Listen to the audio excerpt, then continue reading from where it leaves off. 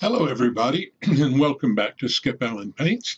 This is video 3 in a series of videos about patterns and paper. Okay, so we're back to the original image now, and what I wanted to show you was how I got paper texture in many places. Now what I'm going to do is I'm going to turn off this last layer that I have here. And what we can see from here is that we have some texture, painting texture showing. Now let me zoom in a little bit here.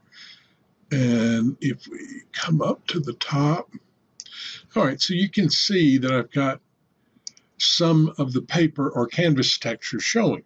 That was done with a brush that came from Bristly Dabs, and the brush is called Impasto 11M.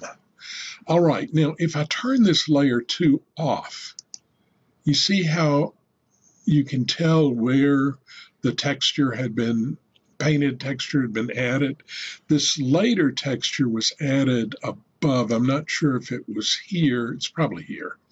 So if I turn off both of these, yeah, I'm beginning to lose it. You see it, in different places, but these are all indications of texture.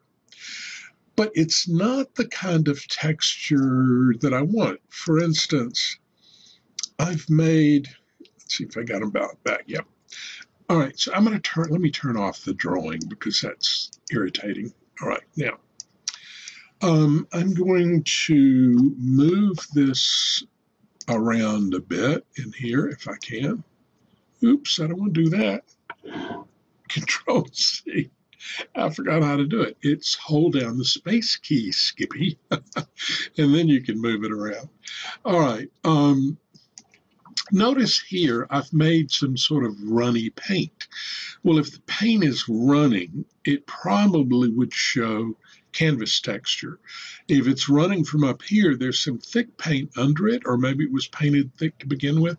I wouldn't see canvas texture there. So what I want to do now is be able to bring in canvas texture in places that I don't see it, and I want to increase the look of the texture that's already there. Okay, so to do that, we need to add a layer with a pattern on it. Let's see, let me just get this thing into the center and we'll make it a little bit small. Oops, wrong button. Make it a little, it's not that small. Not that big, about like that. Okay, so what I'm going to do to create this is I'm going to go up here and add a new layer because I want to do this again instead of just showing you how I did it. So I'm going to add a new layer up at the top. And the first thing I'm going to do is make sure that my patterns, my pattern control panel is showing the pattern that I want to apply. And I'm going to go to the paint bucket, and that will open up this property bar, and I want to make sure that source image is selected. If there's no clone source, then Painter defaults to the source image. Okay, so the next thing I'm going to do is take this paint bucket and just drop that onto the top of the image. Now, of course, you'll be able to see all the impasto that's in it this way. And that's kind of neat. I like seeing that impasto. All right, so the next thing I'm going to do is I'm going to change default to overlay. And what that's going to do is give me a texture. If I go in close again, it's giving me a texture all over. I don't want that.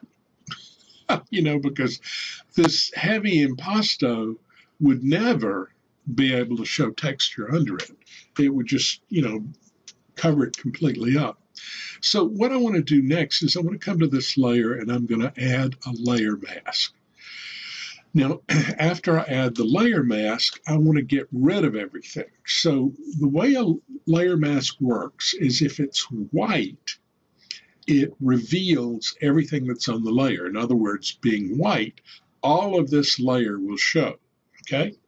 If I change it black, then it conceals, and none of that texture will show. If I go somewhere in between black and white, I'll get some texture showing.